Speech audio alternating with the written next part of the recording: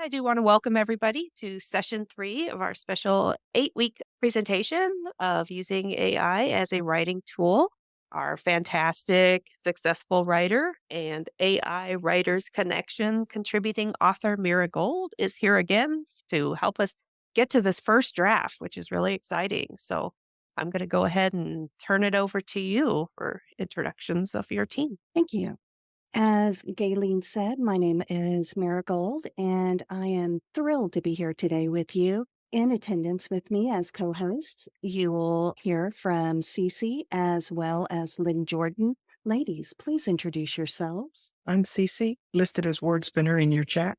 I'm from Texas, and I'm a fiction writer. How about you, Miss Lynn? Well, I'm Lynn Jordan, and I'm Lynn Jordan everywhere. I have had a career in computers and a career in writing, so I've combined them both with AI. As stated prior, this is the third session of the eGlobal Creative Publishing Salon session. Today, I'm really excited to explore the new frontiers in creative writing with you for first draft creation with AI, generating and editing prose. What does it really mean to generate prose?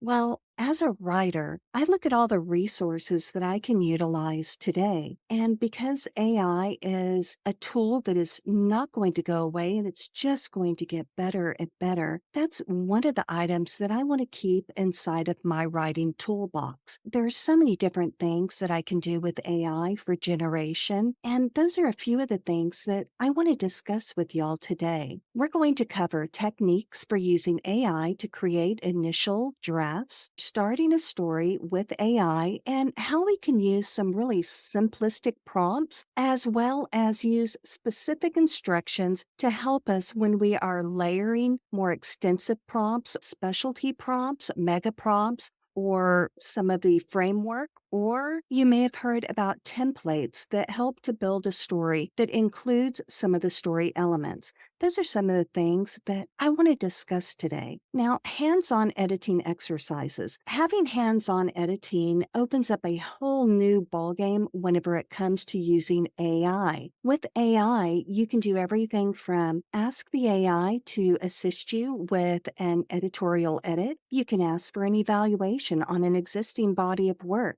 Maybe you've written a novel, a short story, or a script, and you feel like something's amiss. Well, guess what? You can actually use AI to give you an evaluation of your body of work. In addition to that, we're going to work on some of those live demonstrations to show you exactly how you can move forward with content using AI as your resource. Then we're going to move on into a Q&A session and then, of course, a conclusion and recap. Using AI to create initial drafts. It's something that you could put 50 people into a room with 50 different computers, and you could give them all the same prompt, but after about 30 minutes, those 50 people might have started with the same prompt, but their body of work will be different. And that's because each of us brings something unique to the ballgame. We each have our different thoughts and our processes when it comes to writing.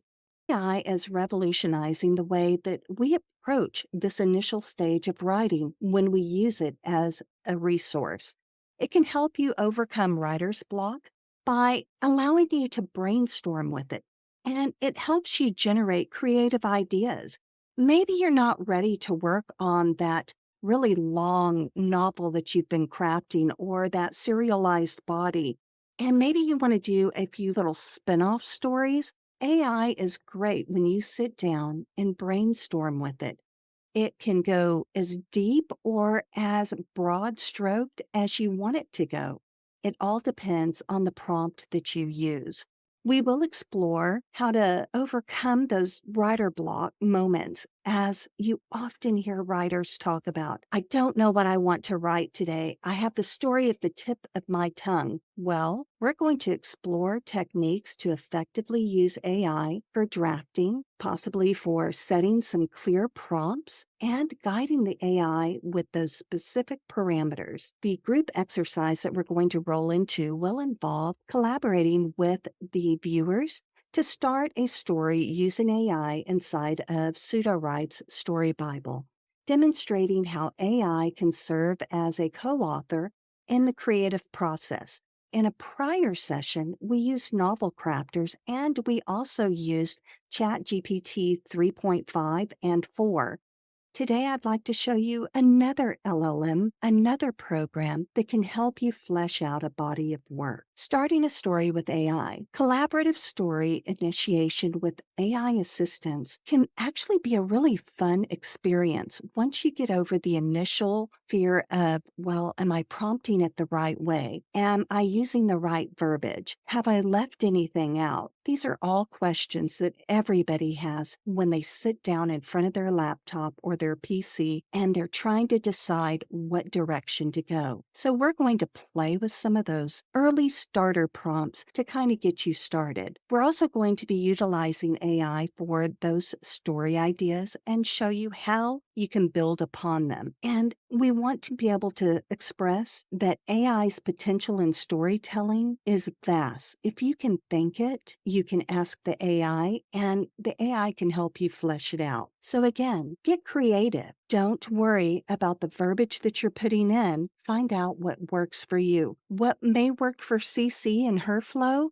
might work for me on some days, and some days it may not. What Lynn Jordan does and how she might flesh out some of her storylines and her contemporary bodies, she has a process that works for her. And because both of these ladies come with a very strong background in writing prior to AI, they have a wealth of knowledge contained within them. So when they begin to use AI, they think of their existing process and then they put it to use with AI. That is no different than my process with the knowledge that I have as a writer prior to AI coming into the picture. Well, now I can take AI and a body of work that maybe took me 72 hours to chew on in my mind and then finally get down on the screen.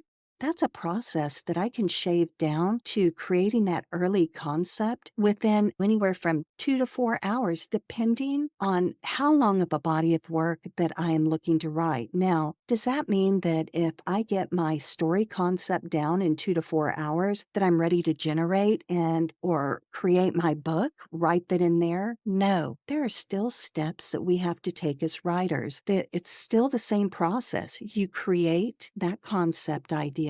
You have to generate your synopsis. You have to create your outline and you need your story beats because without that same process, you're going to find it hard to keep your story on track and be able to flesh out those beats. AI needs direction. So think of the AI as a clean slate. Every time you sit down to write, you have to tell it exactly what you want because it's not always going to remember every step that you take from story over story. But the more you use it, the more intuitive it gets. Hands-on editing exercises, practical applications of editing AI and generating content. We're also going to cover enhancing clarity, style, and voice. I don't know how many times I have heard somebody say, hey, I really, really like the prose that's coming out, but it really doesn't sound like my voice. Well, we're going to talk about that today and how there are some prompts that you can use to take a look at some of your existing writing to find out what your style is, what your voice is, and how to bring that across in your body of work when you're using AI.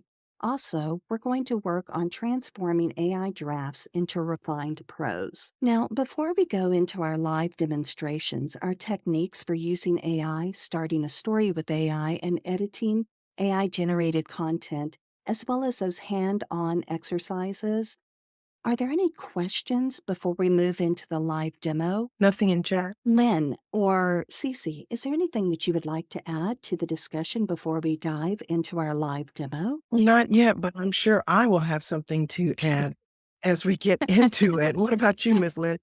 I think you covered it pretty well. So at this time, I'm going to go ahead and exit my screen share just so that I can pull up my next slide. So bear with me just a moment, ladies. and gentlemen, because I happen to notice that there are a couple of gentlemen in the group. While Mira Gold is getting the next one, I was just wondering, can y'all put in the chat at your leisure, as your time permits, what genre you currently write in and what genre you hope to write in next, if you're going to switch it up? So on screen, you should actually see a SudoWrite homepage. Can you confirm that you see the SudoWrite homepage, We Lynn do. or Cece? We do. Perfect. So if you take a look at the content that I have here, SudoWrite, when you first log in, it allows you to create new projects. So if I were to click new here, it will give me a brand new project to work on. I'm going to click back home so you can see that new addition. So when you look at my projects, my new project is automatically named Project 206 because I have 206 projects currently housed within my SudoWrite profile, at least in this profile. Now, I do a lot of writing in here. I do a lot of things for AI Writers Connection, as well as my own books. And one of the things I want to stress, whether you are a novel crafter or SudoWrite or Rexy or any other program like this, you want to make sure that you name your projects because there's nothing worse than having a project 200, 201, 206 and having them untitled because then you have to click into every single one and name it. Now, one of the things that I do want to discuss with you, we talked about prompting and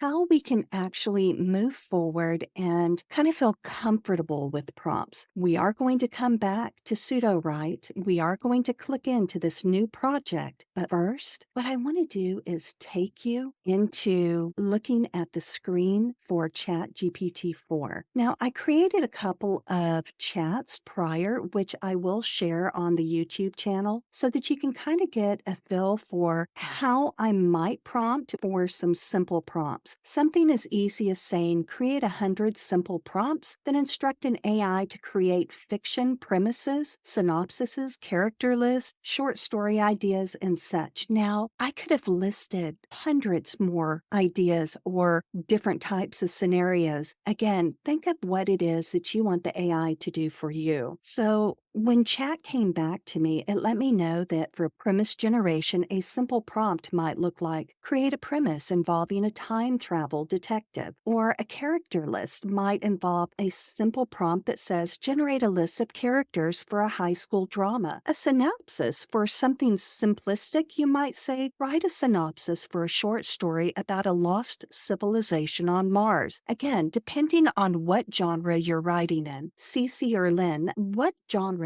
are the people in attendance today writing in? Romance, dark romance So in the would that future. Contemporary romance. Yeah, and then another contemporary romance, but it looks like it's going to be maybe dark to college setting. So I'm going to say new adult looks like, and also upcoming billionaires and shifters. Nice. All of those are really good genres to start with for eGlobal because if you look at some of the top bodies within eGlobal that people are reading at, say, Radish or even reading at NovelCap, Web Novel, any of the areas that eGlobal publishes bodies of work to for their authors, a lot of those are going to involve dark romances. It's going to involve mafia, billionaire. It's going to involve urban fantasy. So any of those, as long as your starting genre is romance, remember, it's all about the romance, bringing characters together and having strong characters. So to that point, maybe if I wanted premise, number one, where it says premise generation, create a premise involving a time travel detective. Maybe instead I want to create a premise involving a dark mafia romance, or maybe I want to have a premise that involves a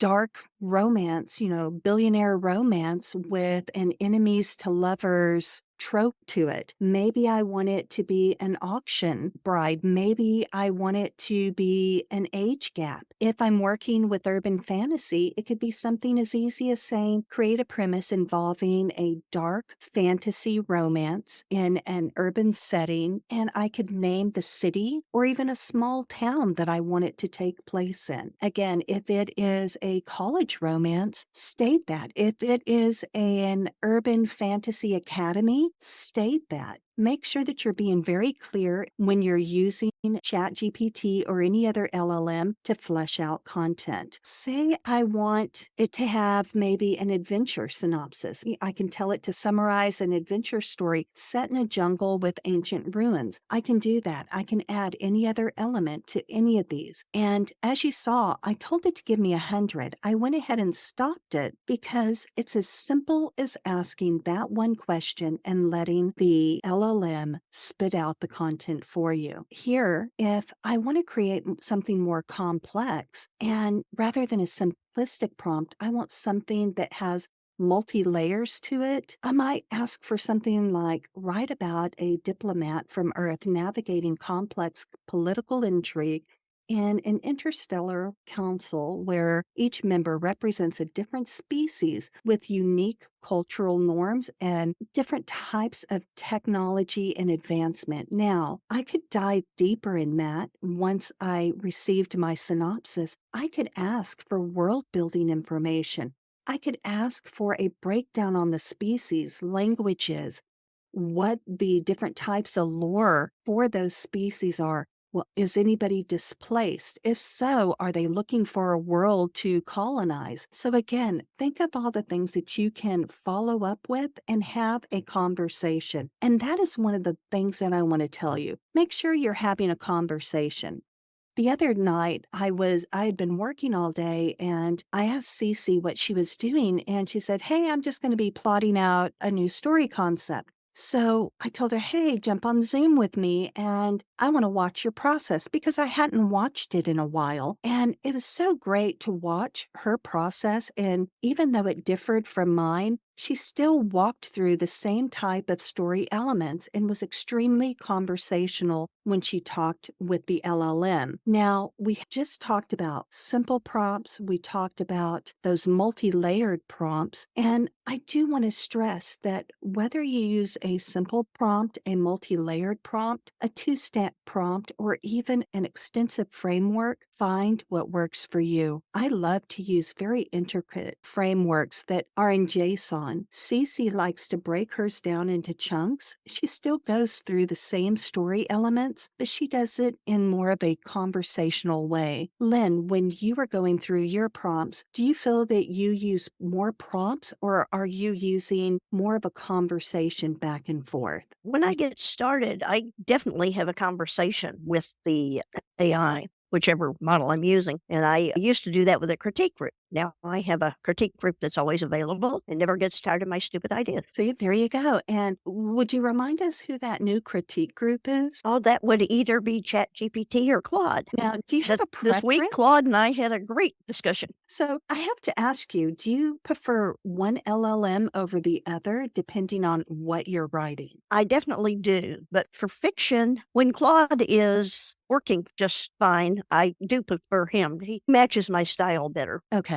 So, Cece, same question. Do you have a preference using one LLM over the other? Chat GPT for creating the concept and the outline and the story beats. And then I'll take it into SudoWrite, although I'm getting ready to start exploring Novel Crafter as well. Nice. So, as you can see, I went ahead and used the same exact prompt that I used last night. Create 100 simple prompts that instruct an AI to create fiction, premises, synopsis, character lists, short stories. Now, earlier, it gave me a completely different setup, and that's okay. You will find that when you are prompting an LLM, even if you are prompting the same LLM day over day, if you're starting a new thread, it might feed the information to you a little differently. Now, here I just said, give me 100 prompts to instruct an AI to create, those fiction premises, synopsises, and so forth. So take a look. Just like that, it gave me in a world where time travel is possible, a young inventor stumbles upon a device that could change history. Now, what if I had something more specific? You see how the LLM spit out 10 different premises for me. It also started giving me prompts to use for character lists. For character lists, anything from stating, create a list of characters for a fantasy novel, including a wise wizard, a young orphan with a hidden destiny, and a mischievous fairy. Well, if you already know what that hidden destiny is, you would input what that destiny is. Or you could have a back and forth conversation with the LLM. If you are a short story writer or you like to write your books in shorter chunks, you can ask it for short story ideas. Maybe you like to write short stories as an exercise or a warm up before you start writing your other content. It's a great way to ask for story starters, especially if you're not sure what you're wanting to write today. The main focus here, and it really helps with writer's block, is to make sure that you're sitting down in your chair every day, carving out time to write, and ensuring that if you're not sure what direction to take your current body of work for, say that happened to me the other day. I have a body of work that I'm working on for a couple of different serialized platforms, and one that I had been looking at to definitely have go through eGlobal under my Mira Gold name. But I got to the point where I was on that 50th episode, and then I started rethinking what direction I wanted to go. Well, I don't truly have writer's block. It just means that I have to think about the direction that I want to go with my current story. So I need to do some additional plotting in my head. While I'm doing that, I don't want to interrupt that flow that I have for writing. So I might sit down and go into chat and say, hey, give me 10 ideas for story prompts for me to write for a short story. And I will do that. I will go back and forth with chat. Or if I kind of get an inkling of a direction that I want to take my story, I might begin to ask questions and see what direction I might want to take my story. But my goal every day is to sit down and make sure that I am either editing or I am creating and building my concept or that I am generating or writing words. And do that because it's so hard to create that habit, but it is so easy to get sidetracked and break it. Now, there are more fiction ideas here. A remote island is rumored to be the home of a mythical creature and a team of explorers. So let's go ahead and think about what we might want to do story wise. I'm going to go back into, let's look at our 8-book series. I'm going to click this open and I'm going to look at my existing prompt. Now, does it mean that I have to use this prompt that says create an engaging 8-book mystery and medical interconnected contemporary series? No, I don't have to make it a medical mystery. I could make it an urban fantasy. I could make this a dark mafia. I could make it, instead of an 8-book series, I could make it an 8-season serialized body of work. So again, I can take my content, and as I said, I really like to use some really long content. Now, I'm going to go in here and notice how I'm talking about incorporating some tropes that I feel will bode with the genre. So I want to start thinking about tropes. I want to think about the theme that I want to convey. I want to think about the complexity of maybe the symbolism in the motif. I want to think about some of these early concepts. That's what I do as a writer. There are other writers who think about their characters first and they develop their character and then they develop a world. I tend to like to develop a world and then bring my characters into it. Cece, what kind of a writer are you? Do you create the world or do you create the character first or do you do a little of both? Character, always character first, because you don't get invested into a world as much as you get invested into a character. So it's got to be the character for me. And then the world will follow. But I have to have a very compelling character that has clear stakes, motivation, and backstory. Now, when I say backstory, it doesn't mean shove all your backstory into the exposition in the beginning in the first chapter. That means you pepper it throughout the whole book in such a way that drives a question. The reader has a question they want answered, so they keep reading. And Lynn, how about you when you are working with a body of work? Well, since I write romance, character is vitally important. However, I usually start with a premise, a situation, and then Okay. I go back excuse me, and figure out what kind of character would be in this situation and what was their backstory that put them in this situation. Nice. So I think I heard you say that there is did you say billionaire or did you also have a college romance? Dark romances looks like college romance, coming of age, or I guess you'd call it new adult, looks like. And if you're gonna do that, can I mess this up just a little bit? Yes. Can we put bully in there? Because that's Yes. extremely popular, and I don't think we've ever done a bully romance, so I'd like to see how the LLM handles that. And for those of you not familiar with LLM, that's just an acronym for large language model, which is just, your chats and your Claudes and such. Now, I'm going to leave this as saying create an engaging dark romance, college, new age, new adult, coming of age, bully romance, interconnected contemporary series. Now, I could say to use the same couple book over book. Or I can assign a new couple for each book. And if I assign a new couple for each book, I could state that each of those couples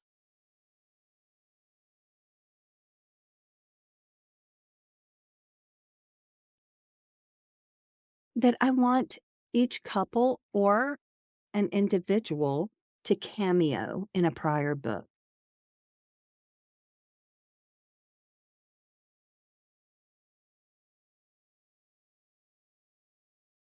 And I do that because I kind of like the idea of if I'm going to have a series and I'm going to build it, and if I'm going to have a new couple each book or each series, or say each episode or not episode, but season of a longer serialized body, then I want to make sure that I'm in the same world. If I have written 100 plus episodes in season one and I have my main love interest couple and they get their happy ever after in that season one across 100, 150 episodes, then you know what? If I go into a new couple, then I want my readers to have spent some time with those individuals so that they're invested. So that's a way to do that with one of the prompts. Now, you can also do it just as simple as create an engaging, dark, college romance.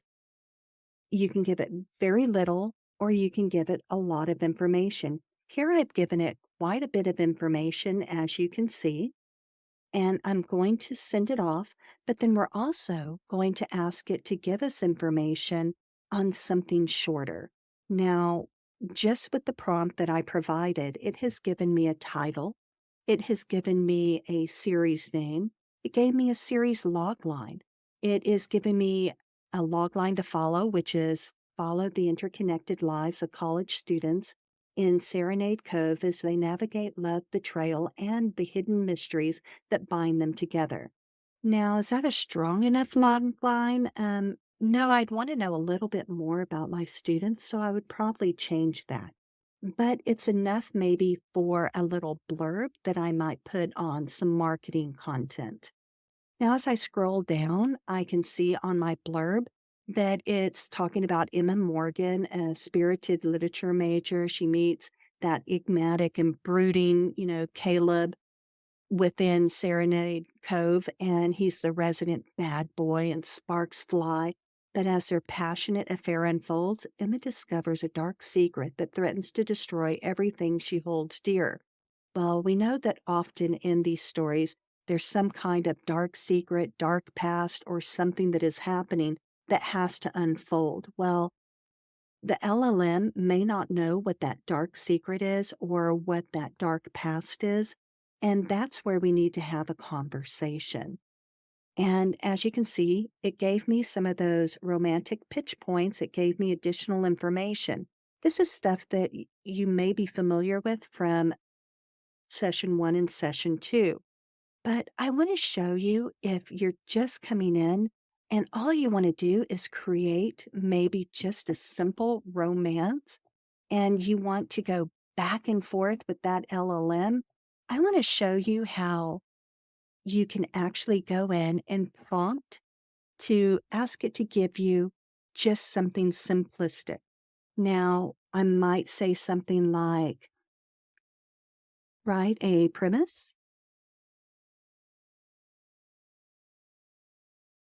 for a dark college bully romance.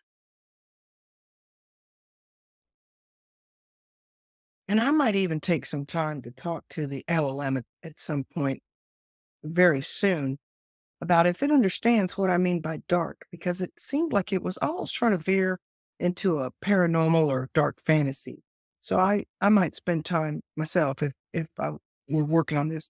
I would spend some time defining dark for it to make sure that we're both on the same page because I need it to write what I want it to write, not what it's going to do on its own, which it seems to sometimes veer towards fantasy.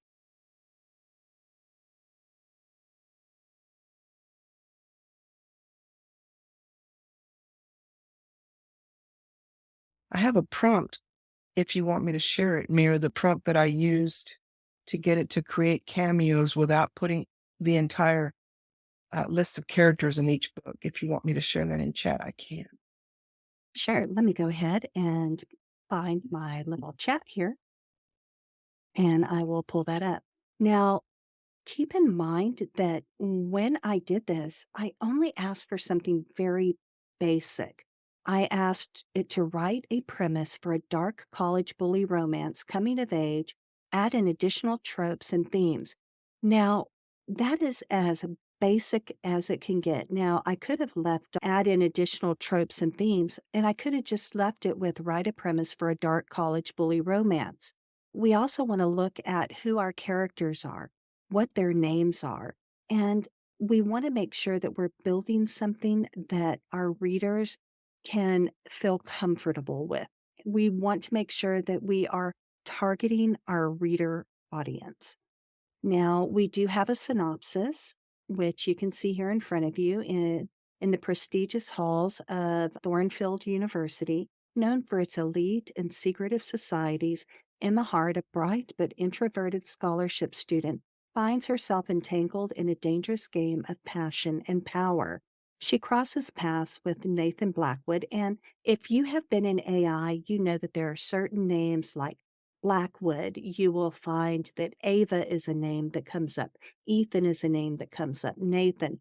So, depending on what genre you're writing, you will find that those come up consistently, kind of like every town wants to be called Willow Creek. And that's where you, as a writer, have to step in and make those changes. So here they're talking about the university's most notorious figure, known for his charisma and ruthless tactics. So she falls for the bad boy, she falls for the bully. And at the end of this story, we should be able to see how he might have started out as a bully and how he has evolved as a round character and become an individual who has had growth, who has maybe seen the error of his ways. And Cece, you said that you were going to drop that into the chat. I'm going to go over Yeah, there and grab it here in just a second. I Uh, did. so take a look at the tropes. I asked for additional tropes, and it gave me enemies to lover, secret societies, redemption arc, and that moral and ambiguous. He's not sure which direction to take. Maybe it's not as black and white as most individuals might think. Maybe he's skirting the lines of the law and things are blurring. And maybe instead of black and white, maybe there are shades of gray in between that he reasons with. And maybe that wrong that he does writes something in his viewpoint or within the world that he lives in. So again, in these romances, you don't want to judge a book by its cover per se. That's true with your character. You want him to be flawed. You want him to be messed up. Even your female character can be messed up. Nobody wants a perfect character. We want him to have redeeming qualities. Now, and the LLM's understanding of dark romance, CC, it says dark romance typically refers to a subgenre of romance that explores more intense and often taboo themes. So, right there, the word Love it. taboo is Yep. one of those trigger words. That's a word that if it's not getting dark enough, you want to make sure that you're using that trigger word. Maybe you want it to be dark, gritty, taboo. Maybe you want it to be edgy. So think of the different ways that you can describe your dark world that you're building. Cece, Yeah, what I do you agree. I love it. It knows exactly what we're looking for. We want a hero who's actually at times really an anti-hero, right? So he is morally ambiguous. He doesn't walk that legal line or that moral line that we think we're supposed to do. He's the bad boy. Really, he is actually the bad boy, and we love reading bad boys. And that prompt I threw in chat, that's not necessarily for you to use, Mira, in this stage of what you're doing, but it's for others who want to be able to create a series of several books, and this will help them, especially in romance, to introduce the next main character.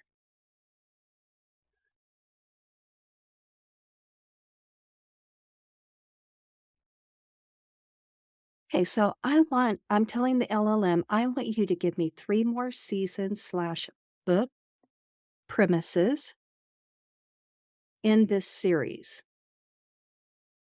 And I did state, I just used Cece's prompt, as you can see right here. I want all of these to be in a series, so that means that the characters will make cameos. Now, this one said 10 right here, and I'm gonna go ahead and change this 3 to 10. Yep. And I'm just going to go ahead and send it off. Hopefully, Now, Chad's sober today and he won't do what he sometimes does, which goes off the rails. Hopefully, he does what he did for me the other night. oh, well, I was inside of chat last night and he was doing fairly well, but then I went into a couple of the different LLMs and started generating, and things kind of went a little haywire. And I kept having to wrangle the AI on the different platforms to bring it back to where I wanted it to stay within the story. So here I have a series title, Thornfield Chronicles. I have Alyssa Clark, a talented art student, and it's giving me a premise for each one of these books. Now, one of the things that I liked about it, and Cece, I know that when you set up this prompt, you set it up so that it would introduce the character for the next book. So if you take a look at it, book one has Alyssa Clark, a talented student. She becomes entangled with a mysterious and brooding Marcus, a member of a rival elite society. They navigate a forbidden romance. So forbidden romance is another one of those tropes, and it talks about Emma Hart and Nathan Blackwood from Shadows of Ivy, which was another book, make an appearance. So even though this says number 1, remember, this is actually number 2 because my first premise is this one up here with Shadows of the Ivy, which is, again, Emma's story. But Emma, I could layer in that Emma has a friend named Alyssa, and Alyssa meets Marcus. Well, in Emma and Marcus's story, it introduces Zoe, who is Alyssa's roommate. So Zoe comes in with a cameo off and on within this book, Beneath the Mask. And then in that next story, Echoes of the Past, that is now going to be Zoe's love story, where she finds herself drawn to the theater director, Liam. And then their romance reveals dark secrets about Thornfield's past.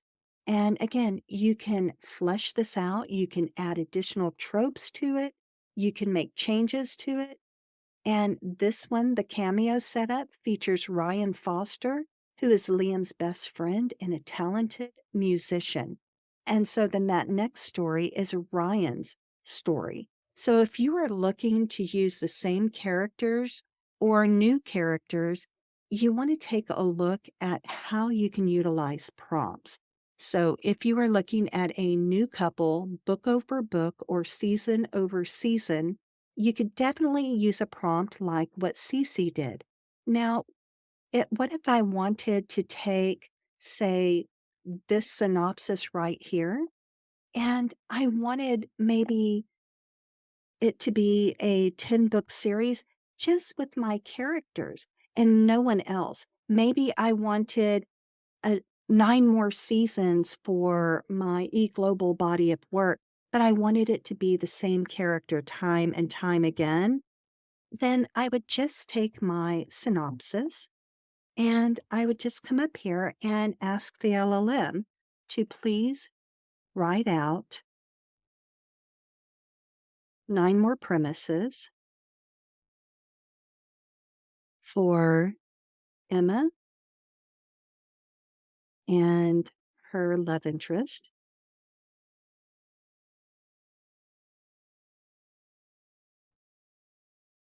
And I'm going to tell it that kicks off an adventure.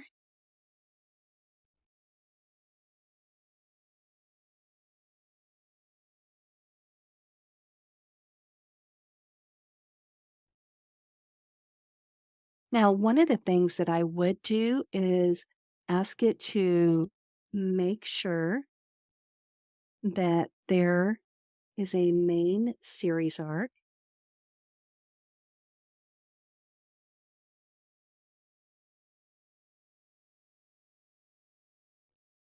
Now, I would ask it to make sure that they're all tied together so that I know that I can continue writing in those books. Now I'm going to hit for that to come up and let's take a look at what it gives me. So keep in mind that our first book here was titled, let's see, let's go back up, Shadows of the Ivy, which means that our next book here, Echoes of Thornfield, is book 2. And it talks about how she uncovers a century-old link to the order. And then the next book could be a series of cryptic messages lead her into a hidden tunnel beneath the university where they encounter factions within the order. So again, it's giving me ideas of how I can move my content forward. And this is a great way to plan out a really long, extensive series where you know what's happening next. And remember, with your serialized body, it it kinda has that soap opera feel that people come back to daily, weekly for new updates. Now, I am going to take this body of work, and if I were to generate this today, I could take this little synopsis right here, and I could take it into I could take this body of work and take it into my SudoWrite. And I'm going to go to my home page again. I'm going to go into my new project, 206, and I'm actually going to come in here. You see that I can add new pages. I can put in a new document, but I'm going to turn on this little section here, Story Bible. Now, I have an area where I can put in a brain dump. So, a brain dump can be something as simple as the little prompt that I gave ChatGPT 4, or I can put in my little synopsis here. And if I wanted to make changes to it, I could do that here as well. And from here, if I wanted to, I could go ahead and ask it to generate maybe my synopsis. Now I have a synopsis, but maybe I want to see what the LLM does to it. Again, I could take a single sentence and ask it to generate a dark bully mafia romance or a dark bully college romance, and the LLM would still give me something, and we can demonstrate that. Now, here I'm going to want it to be a dark college bully romance, and I can add up to 40 words here. You can put down that it needs to be dark, edgy, maybe gritty. You can even state that you want this specific content to give you, maybe you want it to have that coming of age, or even self discovery. You could also put in other tropes. I'd be very careful putting in enemies to lovers in here because then every chapter it's going to try to make them an enemy and a lover at the same time. So be careful. You may want to update this if you're putting something really specific, like a very specific trope that may only impact one chapter at a time. Now, Yeah. here for your style match, go ahead, Cece. I was going to say, I feel the same way about writing bully romance. Watch that carefully because at some point in time, he's going to Hmm. stop being her bully and he's going to actually be the love interest. So we want to make sure we curtail that as time goes. We change that. Same thing, if you'd like to use a meet cute, you can put it in here, but I would remove it after you generate the chapter that that meet cute happens in. Now, match my style. You could go in and grab some dialogue. You could grab your specific, maybe you have something that's written already and you want to go into ChatGPT 4 and you want it to analyze your writing. You could do that and ask it to match your style in here. And I'll go out and grab a body of work. Give me just a minute here. And I will grab,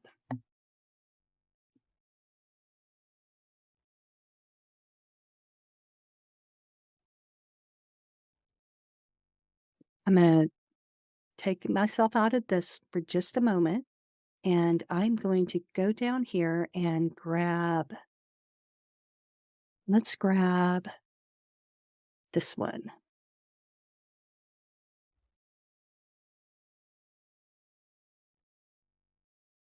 I am actually going to grab this content here. I'm going to grab just a little bit of what I generated the other day, just so that we can play with that match my style. So what's interesting with what you're doing here also for everyone who's observing this, what she's going to do now, of course, this was generated by the AI. What this will do, if you will take it and match the style, you're going to find that you're going to create a consistency of voice across a series. Yes. Now, I already have one that I like to use. I like to tell it to write a gritty first person narrative from a mafia leader's perspective, incorporate intense dialogue filled with colloquial language and fast paced action scenes, emphasize detailed descriptions, character introspection, and a balance of psychological insight and extreme drama, and to keep the tone raw and explicit. That's one of the prompts that I like to use, and that is based off of some of my writing that I did prior to AI. All I did was go in and actually matched my style. So let's go back into our current project 206, and I'm going to go back into this section here because I want to match my style. So when I come in here and I click on match my style, I'm going to give it this information right here. I'm going to paste it all in here. And notice how I went over the word count. All I need to do is just kill some of these words until I have reached enough.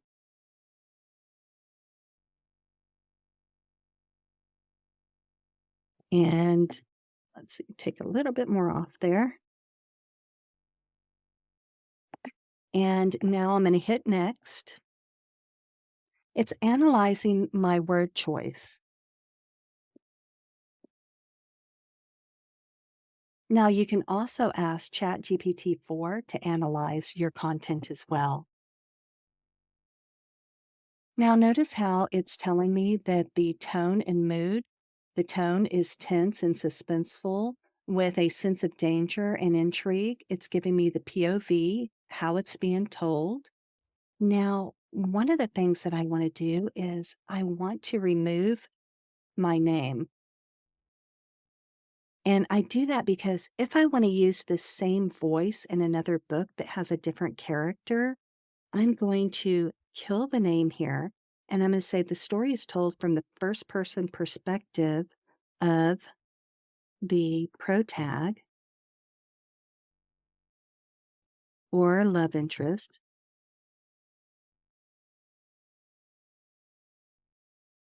giving the reader an intimate look into his thoughts and emotions. Now, I do that because I don't want to list the name that I had prior. And I want it to ensure that it's taking a look at everything. Now, if there was content in here that I didn't want it to look at, then I would remove that content. But I would do a quick look and see if there's anything in here specific that I need to remove from the actual name of the body of work that I'm using to get that voice. And why would I do that? I have a couple of pen names that I use on a regular basis that I write with, and I want my voice to remain consistent. So I have a spreadsheet that Cece and I use, and I'll put in my characters' voices and the tone of my stories for that specific pen name. And she does the same thing for some of her characters or for some of the pen names because we do work on some of the same concepts and we want to keep the the tone of the pen name consistent throughout. I am going to copy this and I recommend that you copy it rather than send it to docs because if you send this to a document, it will not allow you to come back and go to the next step. That is a glitch within SudoWrite's Story Bible.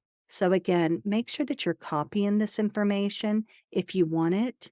Otherwise, just hit next and let it compress and show you what it's got. So here it says first person point of view provides an intimate look into the male protagonist's thoughts and emotions. Now, I could do this for my female character's perspective as well. So I could use this same process to dictate how my male character sounds and how my female character sounds. Now, keep in mind it says 45 words out of 40. And because the LLM gave me this, one of the things that you could do is find a couple of words in here that you can place some hyphens between just to make sure that you have that word count of 40. And that 40 is actually important whenever it comes to working inside of Pseudo-Write's Story Bible. So let me go ahead and copy that. And before I copy that, I am going to paste my other content in here because I want all of it.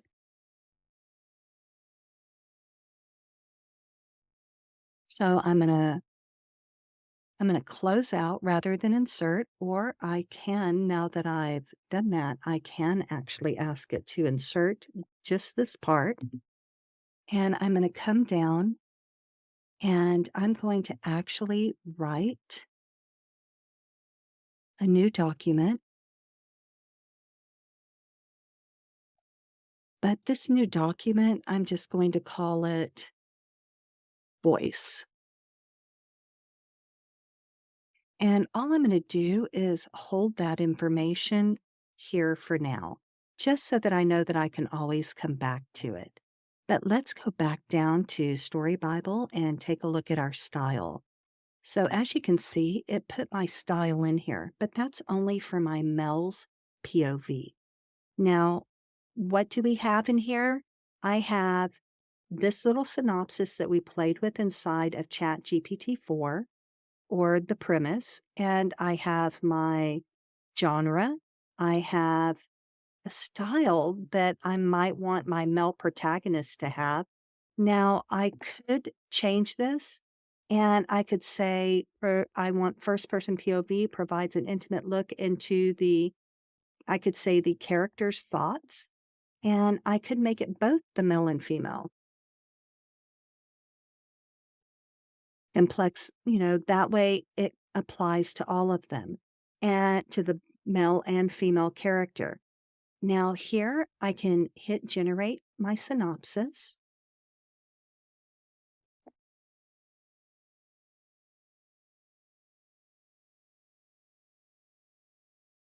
Here it's letting me know who Emma Hart is and that she's a scholarship student navigating the treacherous waters. She is introverted, bright, determined to succeed. At the center of the twist is Nathan. He is, again, the notorious figure on campus known for his charisma and ruthless tactics. This is all pulling from my brain dump, from the information that I put here. It is pulling from this content right here. So it took me to my brain dump. I can see my genre, I can see my style, and now I have a synopsis. Now, I would read through this, make the changes that I need, and then once I was done with that, I would then come to my characters and I would generate my characters. Or if I needed to make changes, like major changes, add additional twists, or make it more dramatic, I could type something down in this box and have it rewrite my synopsis. Maybe I wanted to add a specific character who is the antagonist, and maybe I want to add more to it. Or maybe I want to add more to that dark mystery. I could put that in here. Now let's go ahead and generate a characters list. Now, the other thing that I can do before I generate that is that I can put instruction down here. And the instruction that I can put in here will actually impact when I generate my characters list. So maybe I want to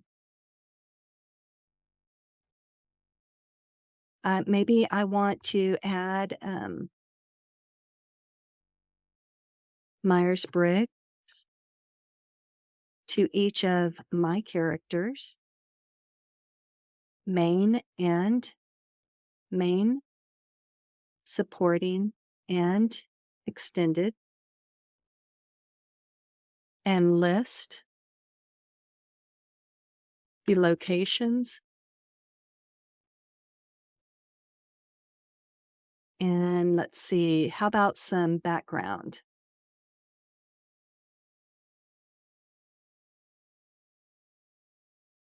I know you sometimes also put the archetype, don't you? Yes, and we can also ask, add in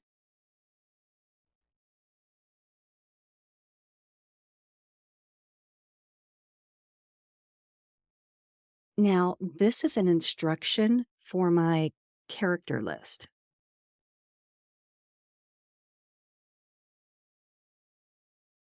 And why do I put it down here? Because that's how I can actually prompt what goes into my character list. Now, keep in mind, if I come over here on any one of these and I hover over, it lets me know that my character list is going to be driven off of my synopsis. So again, if I'm here, the section is generated based on the synopsis. If I come up and I take a look at my synopsis here, it lets me know that my synopsis is generated strictly off of my brain dump. And it's really important to look at these question marks to see what's driving the story. And Gayleen, I know that we're going over a little bit. Are you okay if I go over?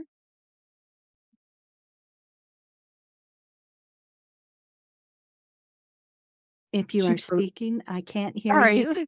Sorry, I was on mute. Yes, it's absolutely fine. I already put a note in chat that we do have a lot of cover today. So Okay, hopefully everybody can stay. So we'll just keep on going. Thank you, everyone. sure.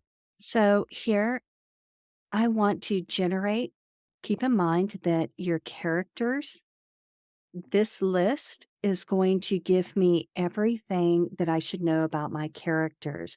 And that's why if there's something specific I want, I'm going to add it as a note down at the bottom of my synopsis.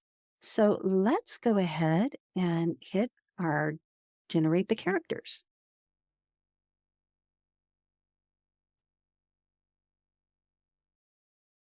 And as you can see, it went ahead and gave me Emma's name. It gave me her Myra Briggs. She's an INT J. She's the advocate and she's the scholarship student. It gave me Nathan, who is the antagonist. He is the ENTJ, the commander.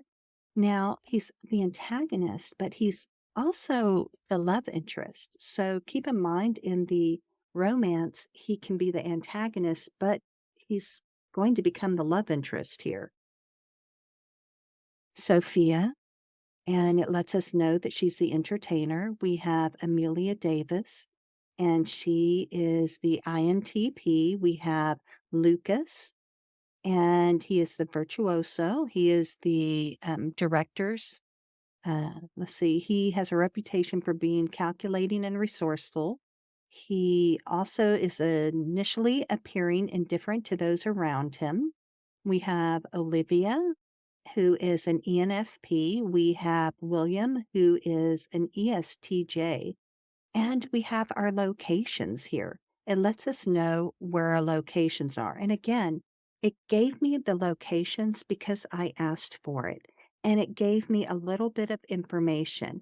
Now, what it didn't do was give me more information about the lore, which I could ask for more information here under the rewrite characters, or I could ask for additional information under the synopsis for the lore. But in the spirit of time, I am going to move on and we're going to take a look at the outline. Now, if you want to bring in your own outline and maybe fill in none of the boxes up to this point, you can do that. If you want to bring in your own outline, you just have to follow this structure right here. Give it a minute to resettle. You actually have to go in and follow this outline. And you'll notice that there's a lot of scrolling in this program. So once you click into a box, sometimes it will refresh the whole page. Always go back to your little story Bible area here and click in the screen that you want to be in. Now, here, if you're bringing in your own, as long as you have Act 1 up here at the top with the colon, you can put Chapter 1 and then you can type whatever this chapter is about. You would add that there under Chapter 2, you would add that content, and so on with Chapter 3. You don't have to have the Act 2, Act 3, Act 4 here unless you want to. You could have 20 chapters, all just driven one after the other right here with your summaries. Now, I'm not going to do that because I'm going to let SudoWrite generate for me. So I'm going to come over here to generate the outline. But the one thing that I do want to do is underneath here, I want it to, I'm going to add some more instructions. I want it to add and these are instructions for the outline.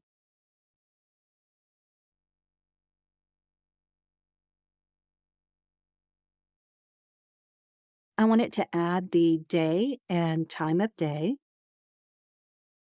I want it to add a character list. And I also want it to add the location of the scene. And I also want it to give me the story tone.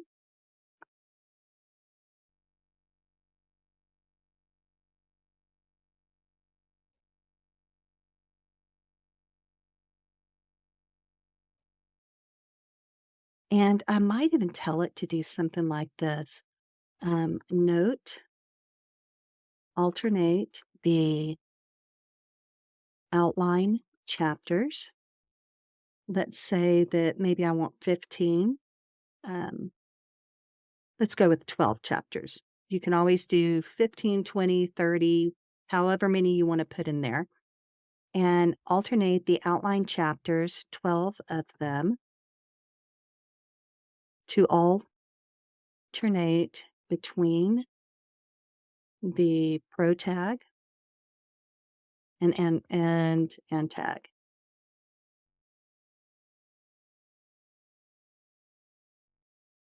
So you can ask for other details in here as well. And again, this is strictly instruction. I'm asking it to do something specific whenever I have it write out my outline. And why do I put those instructions inside of my actual character list? Because if I look here, I know that this section generates off of the genre, the synopsis, and the characters. So I could have put the instructions inside of the synopsis or the character list. So let's go ahead and generate. Now, before we do that, we can also look. We can either pick the novel outline, the hero's journey, Hollywood beats, story circle, or romance outline. I prefer the Hollywood beats, but you can pick any one of these. Maybe if you're writing an epic fantasy, you'll do the hero's journey. The novel outline is really nice and basic for a range of stories, a wide array. I but again, I always fall back to the Hollywood beats and your romance outline. That is actually a good one, and I have used that as well. And it gives you little examples of what kind of stories you might see that use these specific outlines. Now, I have used the story outline, and I find that it does better for me if I'm writing short stories or extremely short novellas, or if I maybe want to write a short film, like a film short. It works really well within Story Circle. Uh, so I think I'm gonna go ahead and go with the Hollywood beats, and I'm gonna ask it to use them. I don't know if you mentioned it, but Hollywood Beats is the Blake Snyder beat sheet, correct? That is correct. So, novel outline is just real basic. Your hero's journey is, of course, your hero's journey. Hollywood beats is your Blake Snyder, which is, Save the Cat. And your story circle is really basic. It kind of reminds me of a throwback to when you're in school and you're using the introduction, the rising action, the climax, the falling, and then the ending. It kind of reminds me of that structure. And then the romance outline really makes me think of, say, Jamie Gold and how it might have those pitch points for romance. And I don't mind that, but I also like to have other specific things within my story. So I tend to like the Hollywood beats. Now, the other thing that I might do if I want to be really specific is right here under the instructions. I might also say, also add to the Hollywood beats. Let's see, add to the Hollywood beats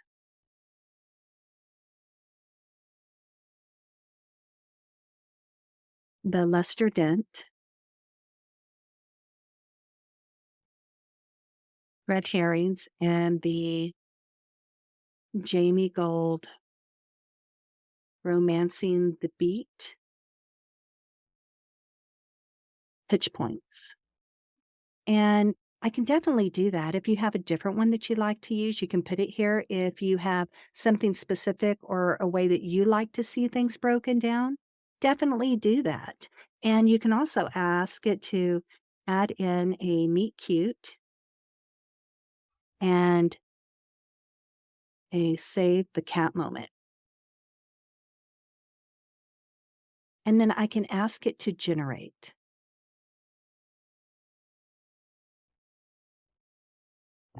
And as you can see, it can generate up to 1,700 words. As instructed, it gave me my chapter 1, and it's giving me my POV character. It's letting me know that it's Monday morning. It's letting me know the location.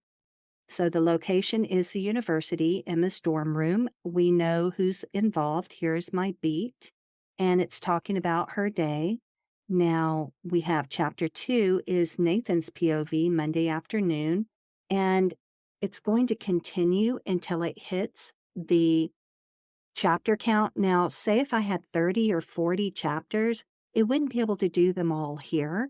So, what you would do if it did not give you all of the chapters that you needed, you would just come down to the rewrite and ask it to continue with chapter, maybe it stopped on chapter 12. You would ask it to continue where it left off, starting with chapter 12, keeping chapters 1 through 11 as is. And you would just ask it to continue, and then it would write the next chapters.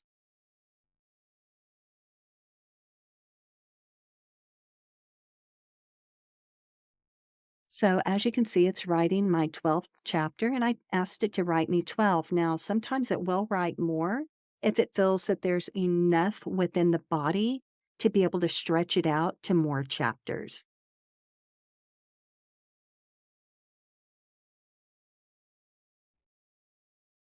I think the most chapters I've done in one of these is maybe 60 or 65 cc. Was that the monster one that you created all in one fell swoop? Yes, so it's like 3 novellas all at once. Yeah. So this has 15 chapters. This gave me my summaries. So Emma Hart, an introverted and intelligent scholarship student at the university, is determined to succeed. Her past experiences have made her cautious in forming new relationships and analyzing the intentions of those around her. As she begins her day, she reflects on her journey to, the university and her goals for the future. Well, does that really tell us anything? Does that does that show us anything about her? Now, is it active enough? That's just a lot of exposition. I'd probably rewrite a little bit of this to make it more active. And let's look at chapter 2. He is the notorious and enigmatic figure on campus, observes the university social, hierarchy from a distance. The theme of power dynamics within the prestigious institution is introduced as Nathan exerts his influence over other students and the faculty. So, here, what I might want to do, she's introverted and she's a student here. She wants to succeed, is determined to succeed on her first day of school. Her past experiences, all bad, have made her cautious. So, when it comes to forming new relationships and analyzing intentions, the intentions of those around her. So, as she begins her day, rather than reflecting on the journey, how about she runs into a group of girls, let's call them upperclassmen.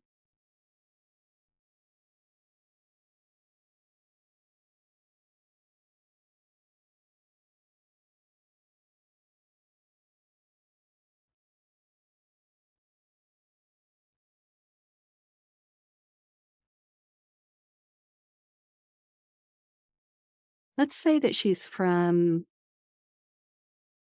the country and isn't wearing the the newest fashion.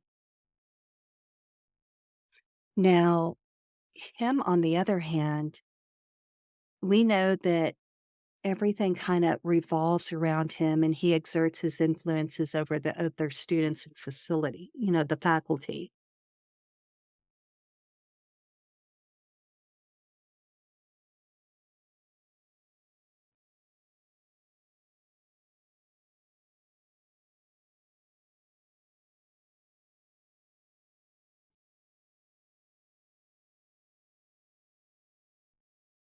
Now, again, you could make this whatever you want. I'm just trying to put a little bit of action in there. Cece, Lynn, do you see anything in those first 2 chapters that you might want me to change? Well, that's a long one. I hate that first chapter. Nothing happens. It makes me ask no questions whatsoever about her. This Mhm. is why I like to plot in chat because I can have a lot Yep. more interaction and I can push it to give me something to make this story pop, make me ask a question and make me care. Not necessarily at this point about the character yet. I want to care about what happens next. So for me, I have a whole lot of problem with chapter 1. and I haven't even gotten to chapter 2 because I just can't get past chapter 1, is just a whole bunch of nothingness. And I'm sorry I, to be so brutal. I'm sorry. Go ahead, Miss I, Lynn. I have the same problem with chapter 1. And one of my problems is the couple don't even meet until the end of chapter 2. And that really sort of violates the genre expectations for a romance.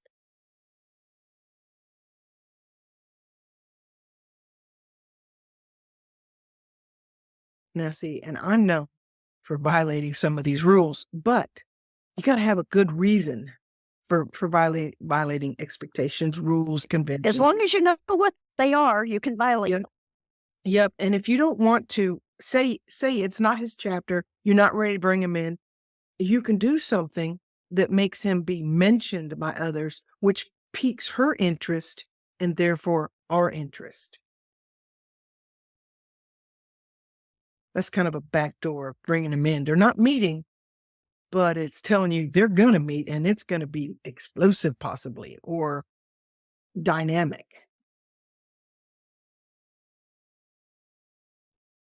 And I apologize for doing this to you, Mira Gold. I wish that we could have made it a smooth sail, but this, having to go through this just goes to prove Lynn's point that she always makes. It is not a one button push to generate a story. You got to micromanage it. You got to massage it. You got to play with it. And you've got to ascertain where it's going flat and bring in what needs to be brought in, which that brings us back to the notion of craft. Learn your craft, writing craft, that is. Learn what makes a story good. Learn where to start it. Learn where to put what needs to happen in order to make the person want to keep reading. So let's see what chat does with it. Now, keep in mind, I was really, really basic and I could have added more content. And like what Lynn and Cece were saying, there wasn't enough going on. It was too passive. And that is one of the things that you find. If you rely on the AI 100%, you're not going to have a story that starts in the real time action. Your story should not contain a whole bunch of exposition or a whole bunch of just absolutely nothing.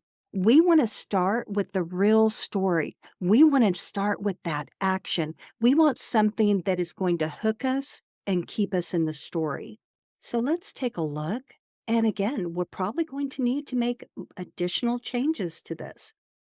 So here it says the story begins with Emma Hart's first day. She's teased by upperclassmen about her country style fashion, sparking her cautious nature. The girls mention Nathan. I think I misspelled his name, hinting at his dominant role on the campus. Now, I could add more to that. So, if you were looking at this, Cece, how much more would you feel comfortable adding? Or Lynn, how much more would you feel comfortable adding to this first chapter to direct the AI? How much micromanaging would you do? Or even somebody in the audience, how much would you feel the need to micromanage this first chapter? Miss Lynn, what you got? Well, to get him mentioned, and we know that he is like the big man on campus, these girls might mention, I can't imagine what's going to happen when he sees her. He's just going to really put her down. And that's going to be something interesting to watch. Where's the popcorn? So, myself, because this is the dark romance, and dark romance has a lot of shock factor.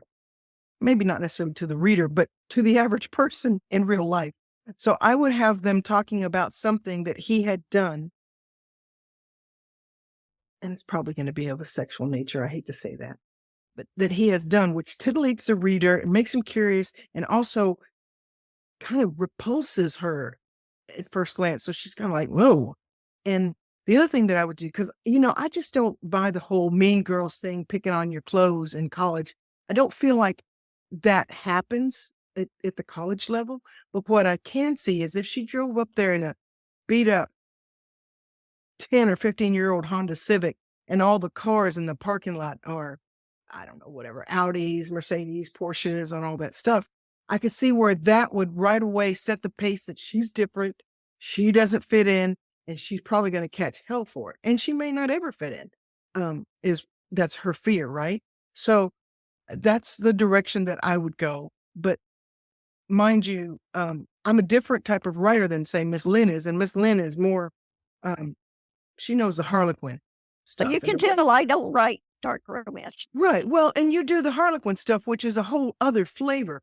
Um, I don't necessarily do dark romances. I'm thinking of delving into them at some point in time, but I do read them, and they can be brutal, and the darkness is huge, and it seems like the darker the better. So I think I would take it to a different level, you could say, and that's not to say that one is right or one is wrong. We just have different styles, right? Absolutely.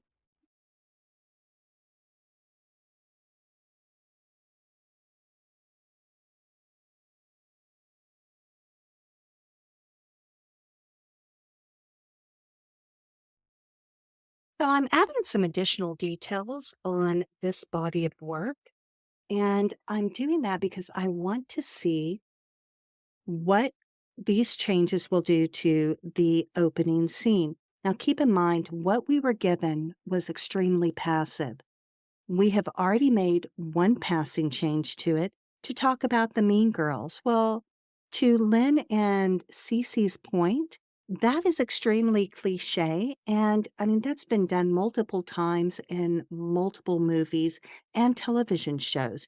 That is an archetype that you might see in a group.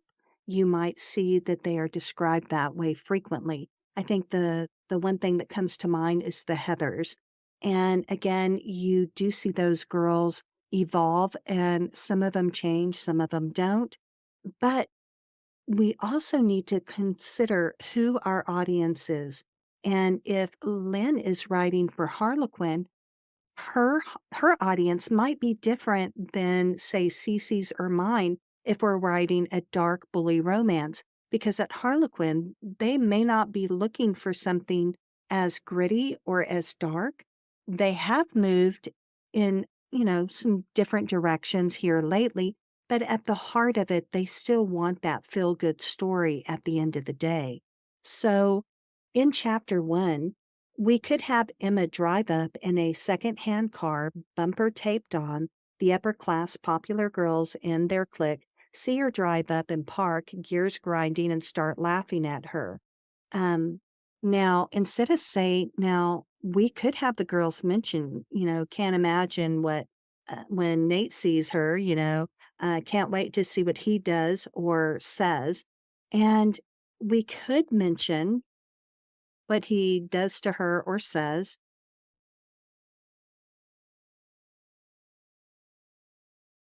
Now, we could actually have a meet cute.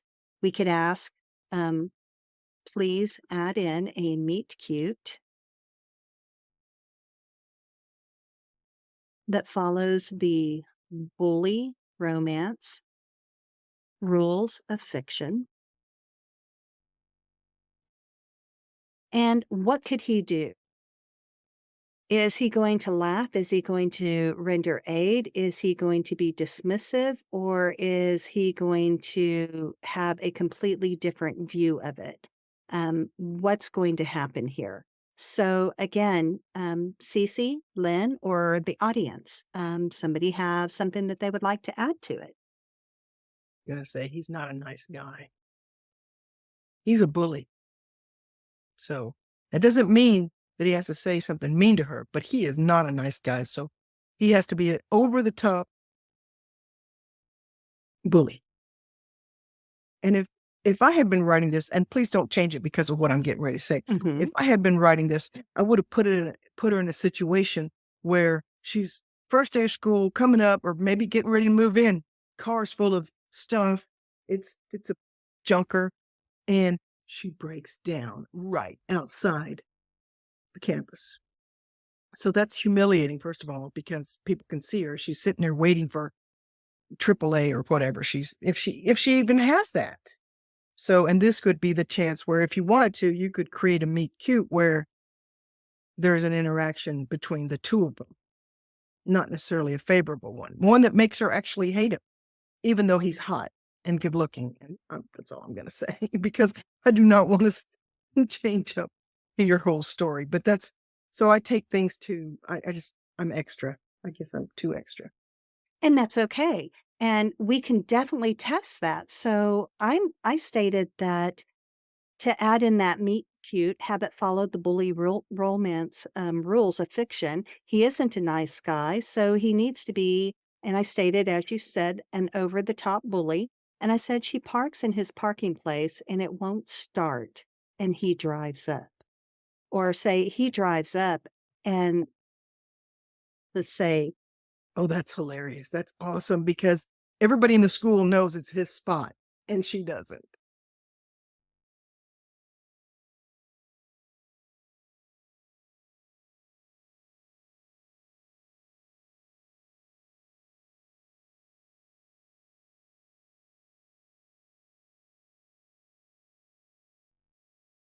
So the moral is don't let the AI dictate what your story's going to be if you're feeling like it's not hitting the mark. Just keep tweaking it because the one thing you've got to get absolutely right is the first chapter. If that's where you'll lose them because I hear newer writers sometimes say, "Oh, they'll love it once they get to the middle of the book." Oh no, you're going to lose them before that. So you've got to make this chapter be everything that the genre promises it's going to be because that's where you're going to hook them. That's not to say that the rest of the chapters don't need to star and to be good, but that means that this chapter right here has got to be the one that keeps them reading all night. It starts it off and it just never ends on a roller coaster emotional ride. And this applies to romance, but guys, it also applies to thrillers, mystery, you name it. It's got to have a good hook in the beginning. It's got to grab the reader and just hold them through the whole book. And you all know that, I'm sure. And that's one yeah, of the things that the AIs do badly is because it's been trained in a lot of writing, but not necessarily good writing. It makes the same mistakes that beginning writers make, which is generally the beginning writer will start with a whole bunch of backstory that they need to know, but the reader doesn't need to know. So ordinarily, the story really starts with chapter 2 or chapter 3, and that's what the AI does. yeah. And sometimes it will not start in the place that you want it to start in. Now, the other thing that I find, same thing with your beats. You can have the LLMs generate your beats, but you're still going to have to play with your story beats and get your beats where you want them. Now, I've only done chapter 1 and chapter 2, but now I'm going to ask to please generate 10 story beats for chapter 1 and chapter 2, hitting the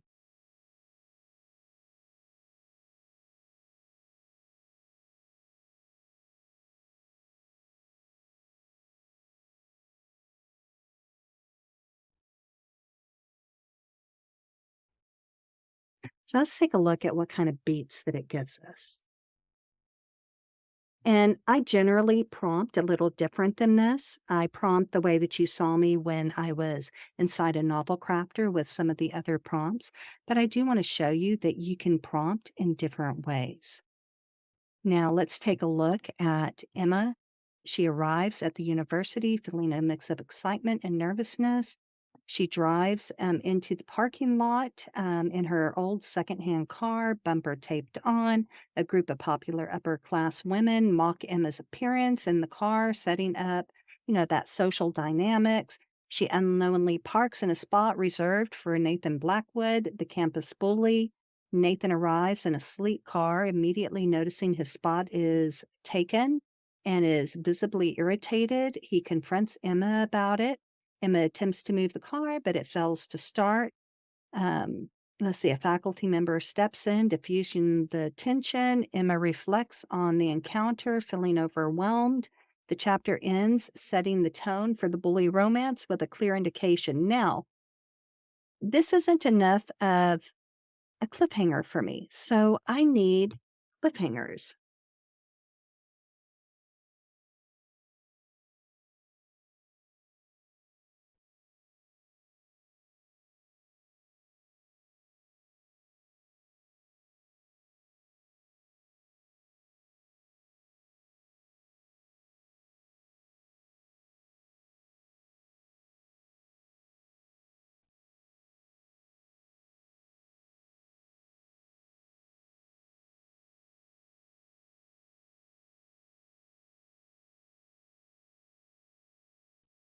Now, I did it extremely simple. I need the chapter story beats to start with a hook, beat 1, and end on a real cliffhanger.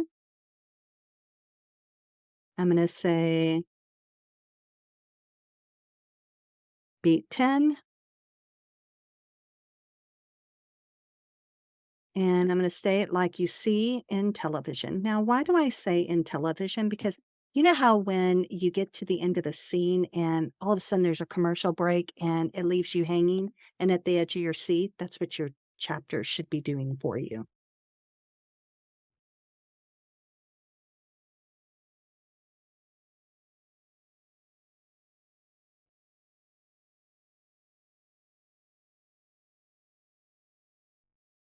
So we are starting with our hook.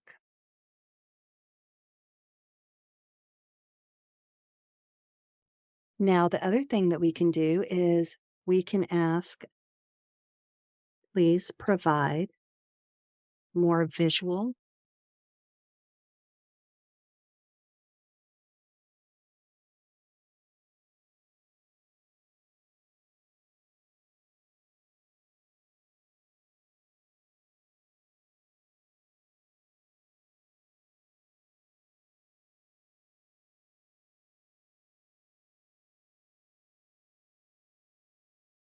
And you can tell it, please provide more visual and sensory details to the story beats that will help orient to the location, setting, mood using the senses.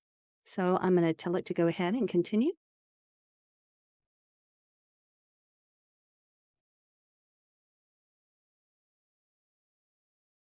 And here you see that the vibrant hues of the university in autumn, that means we're going to get some descriptions of what it looks like in autumn.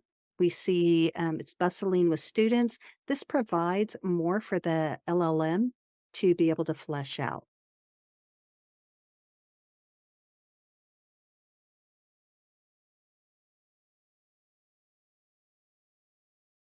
In the spirit of saving time, I am going to take this content right here, and I am actually going to copy those beats, and I'm going to go back into Story Bible, which is within SudoWrite, and rather than have my beats generated, which I could do, I could generate, but remember, I wasn't okay with this specific chapter. So what I'm gonna do is I'm gonna go and actually open up my chapter 1.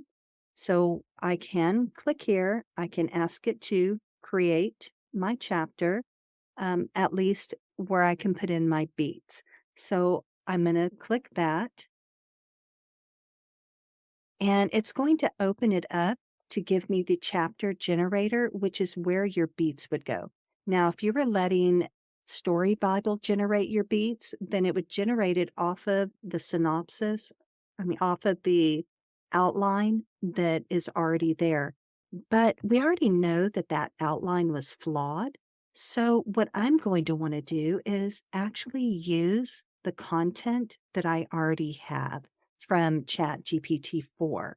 So I know that it is going to be Emma's POV.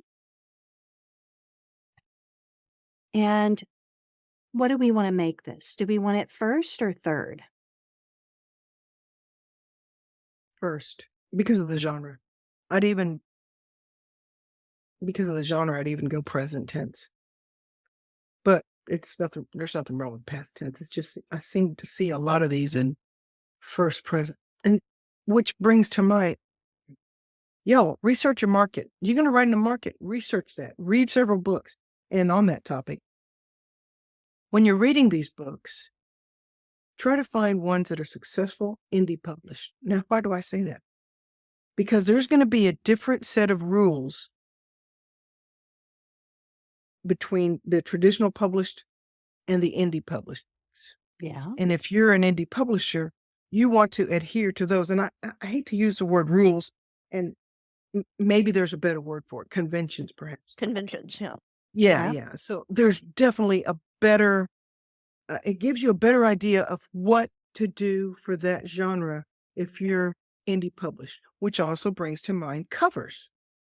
Sometimes we want to be special. We want to stand out. We want a different cover. Why would you do that when we know what works? There's an entire genre of covers out there that you can see, and they all have something in common. Don't try to be so different that yours won't fit into the genre. I say that because I was once a new writer, and I did that too.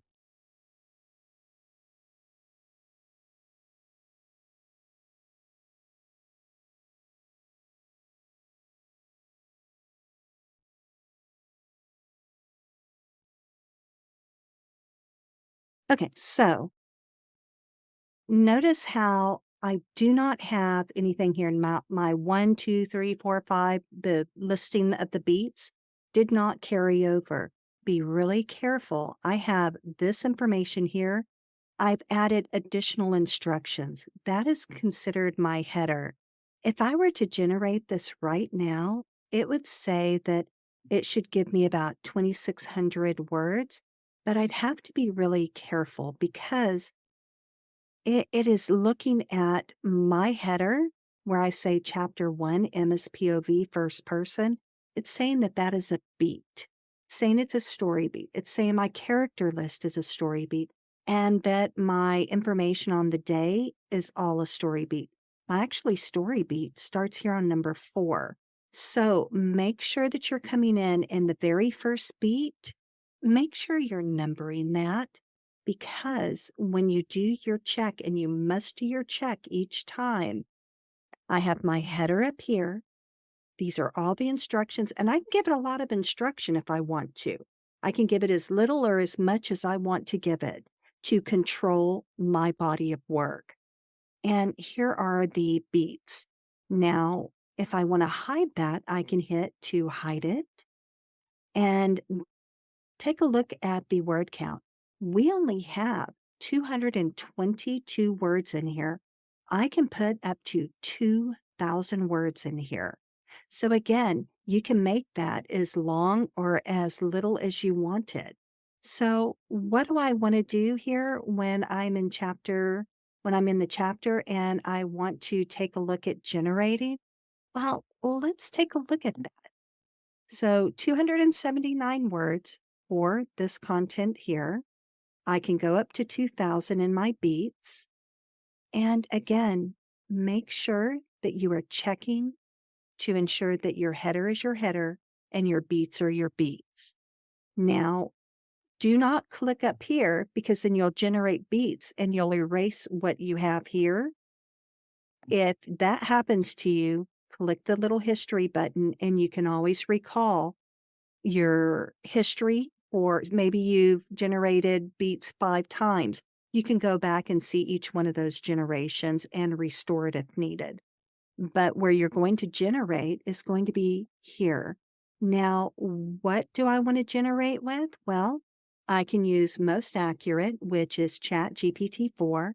I can use best prose, which is going to be your Claude. I can use balance, which I'm understanding, and correct me if I'm wrong, Lynn.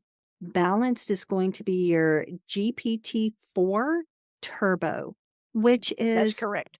kind of newer, but kind of like I think your GPT-4 Turbo and Claude kind of hang out together at the bar because they tend to like to get creative and go off topic sometimes. So if you are using Best Prose or Balance, just know that it may not fully adhere to your beats. Most accurate might move a little slower and it will adhere a little bit better to your beats, but keep in mind it's still an LLM and it is going to give you what that predictive indexing thinks that you want. So again, is it going to give you 100% of what you want or what you're envisioning? No, because it's not in your head. Fastest is GPT 3.5, which really goes off track sometimes, but can give some really interesting dialogue. Unfiltered is for sexual content, violence, and horror, and it's saying no first person POV. Now, have you found that to be, or have you heard that to be an issue, Lynn? I know that Nicole uses the unfiltered at times, but she also likes to use the experimental. And there is a free beta that you can take part in right now within SudoWrite. Again, you have any of these LLMs to play with. Goliath, Mythomax, you have all of these that you can play with when you're writing something that might be not safe for work, that is unfiltered. Any of A the lot of the others. unfiltered ones Mhm. only have a very small context window, so they can't handle much input and they don't generate much output.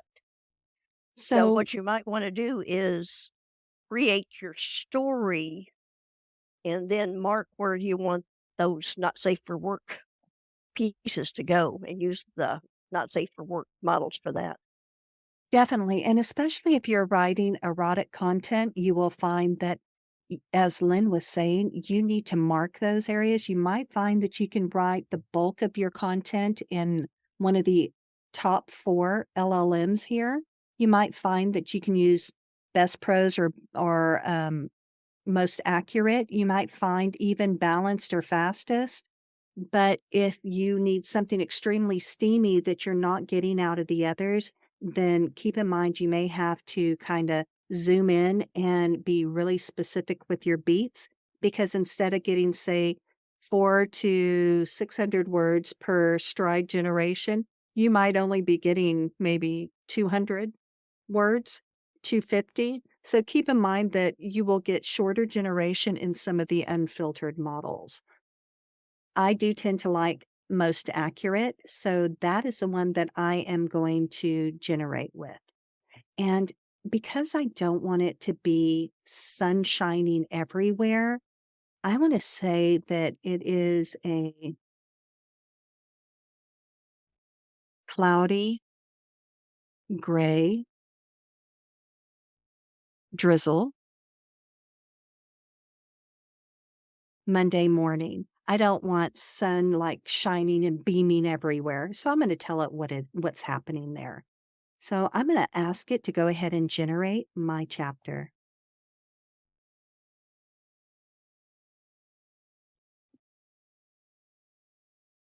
Getting close to a second hour here, so we should We're wrapping up here. start to wrap up after this chapter. Awesome. Time flies when you're having fun. Does, and, about how long would you say that you usually spend, maybe getting those first chapters going? Oh my gosh. I can spend 1 to 2 days fleshing out a body of work, and that's not even fleshing out my story beats.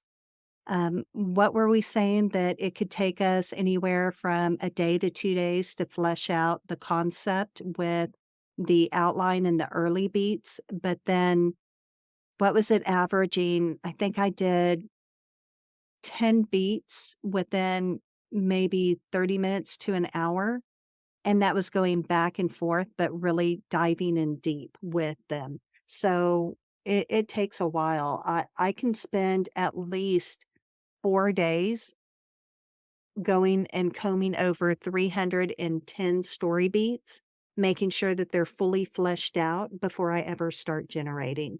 How about you, Lynn or Cece? Go ahead, Miss Lynn. Okay, well, it depends. I'm more of a pantser, so sometimes I like to see what the AI would like to do, and sometimes I have an idea about it, and so I do put in at least a day getting everything set up the way I want it to be. Yeah, I'd say it's about the same for me. Um, I know it's kind of a little bit off topic since we're kind of like waiting. I have a quick question. Yes. We had some experiences in Story Bible where we gave a 10 beats. However, when the prose are being generated, it keep read like it will say it's beats 1 to 2, 3 to 4, 5 to 6. But the content are very similar to beats 1 and 2. So it seems like for the later beats, it just keep generating similar content based on beat 1 and 2. Have you guys ever run into that situation before? Yeah, I can take that one. Go Uh, ahead. i- if you see where she did it when she showed her beats the first time, and Uh-huh. it thought that Emma's POV was a beat, and the upperclassmen female, the characters were a beat, and the Yeah. location was a beat. Mhm. If it's thinking that, then it's not having enough information. There's It not was enough action in the Yeah, beat. we actually checked all of the beats in the header to make sure that it was telling us beat 1, 2, and 3, 4, and 4. But for Okay, whatever and reason, then we double checked that. But when it generate and we generated twice, it was the same. We used different models, and it was still like it says beat 1 to 2, but the content when they generate another 3 to 4 is almost identical as 1 and 2. It's very yeah. Well, did you remember? Did you remember when she did the beats, and they were, she was reflecting on being at college, and he was, thinking about something. If there's not enough action in the beat, because your story is going to be driven by action, Mhm. then the LLM makes something up. And sometimes it looks at the It's information it's repetitive. got, which may be the only, you know, Gotcha. beat 1 and 2, beat 1 and 2, beat 1 and 2. And plus, keep in mind, sometimes, I don't know if you can subscribe to see when the AI, for example, chat, OpenAI, which chat, you can see if it's having incident rates, problem. Yes. And so Oh, sometimes, so SudoWrite, that's just a shell that pulls from whatever AI you direct it to pull from. And then say you're pulling from ChatGPT, but OpenAI is having issues and they're down. It's gonna act wonky sometimes. So it's not even a SudoWrite issue so much as it is the LLM that it's pulling from issue. And that can happen too. But it's so difficult to diagnose exactly what y'all were dealing with because one, there's that external factor. And two, it's like asking a doctor, like, what's wrong with me? But only seeing them through say televideo. And you can't put your hands on and see exactly what went into that mm. into Yeah, that to create what it So did. Right? yeah. so what I have run into, and I get that if I am generating in my beats, I like to use very lean beats, but my beats need to be action filled. So as long as I am using an action inside of a beat and my beats move chronologically, it's exactly what happens. She is in her car driving down XYZ street. A kid darts out in front of her or a squirrel darts out in front of her and she slams on the brakes. That's all stuff that the LLM can create in a beat. Now, beat 2 is her pulling into the school parking lot and looking for a space to park. That's all active stuff that she can do. But if all I'm doing is having that scene in beat 1 say that all that action of her slamming on the brakes, the squirrel running past, her thinking, "Oh my gosh, I almost killed it." And then beat 2 is her reminiscing about it as she's driving into the parking lot. That reminiscing part could actually cause her to loop. It could create a loop and make the LLM think that it needs to rewrite the prior scene. So what I have found is if you actually have content in your beats that is not active driven, that it does not show action, and it has your character reminiscing, or it has your character thinking about something that happened in a past or a horrible past, a horrible bad accident prior, or is reminiscing about a call or a note that he or she had, Mhm. that's going to open you up to having looping. And if you do not keep things in chronological order, that will create looping too. Got it. I think that could be the reason because I don't think our beats were that action driven, even though we have like 14 beats and then they are kind of more emotional driven. That could be why. You're emotion driven. That is, the LLM does not understand a deeper POV, which means that it needs the action. If you want that deeper POV, you have to spell it out. If my character is reminiscing about the death of her little brother who drowned because neither one of them knew how to swim, and she's standing and scared to walk on the dock. Well, if we just say that she's thinking about a traumatic childhood memory, the LLM doesn't know what to make of that. It could pull up anything, and it could be so vague that it could start a looping chain. But if you say that she is, flashing back and thinking about her brother who drowned, and you are giving very specific information about it, then it will flesh it out. Don't leave anything vague. Now, for individuals who write for eGlobal, and you know how you have to turn in that document as I know I had to turn mine in as a TXT. One of the things that I found with SudoWrite's Story Bible, notice how it has the asterisk here? Mm. That is my internal thought, and it puts it in parentheses. So I have stated to do this, and because it has the asterisk before and after, when I convert it or take it into TXT, it will give it italics. What did I do to ask it to do that?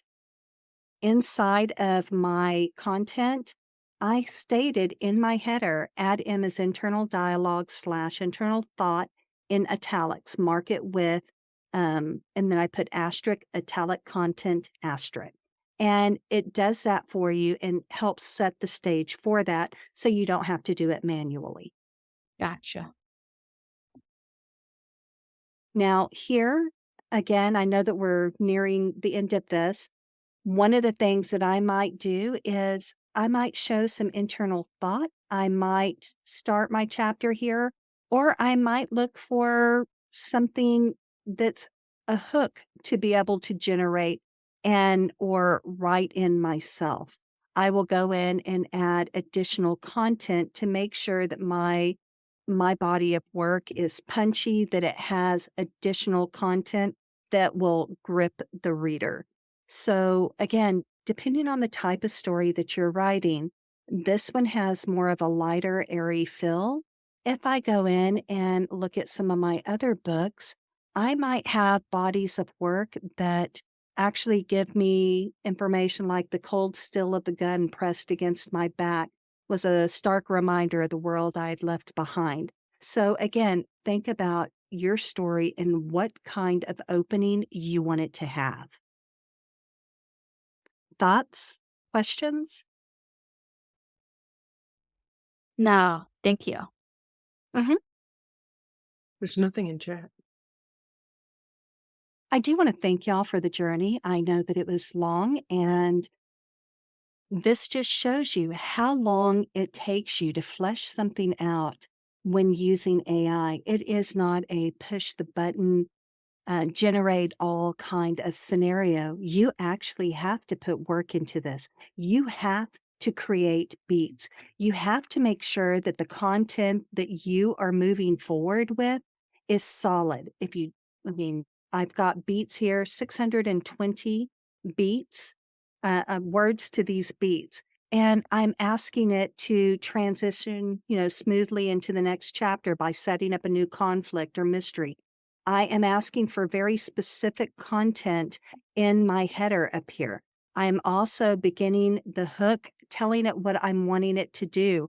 I'm starting with his arrival at the family estate. Again, be specific, show action.